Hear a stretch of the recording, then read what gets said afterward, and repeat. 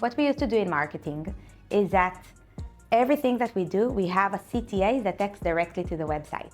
And then we capture the UTM from the landing page. This is how we work. No matter where we try to capture traffic, we always bring them to the website. But now, why do we need a website?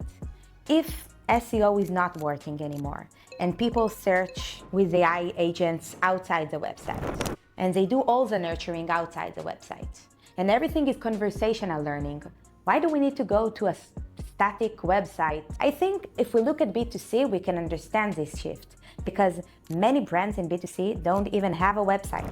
They exist in all socials, they exist in Amazon store, in other marketplace, but they don't have a website. We invest so much in website, in the design, in the content, in the structure, development. I don't see a reason why we need it. And because so many solutions in the marketing stack are based on being on the website, I think it would be really, really interesting to see this shift. At Knock, we allow to engage and communicate with a link from any place. You just add the link to any marketing asset. It allows us not to be dependent on the website.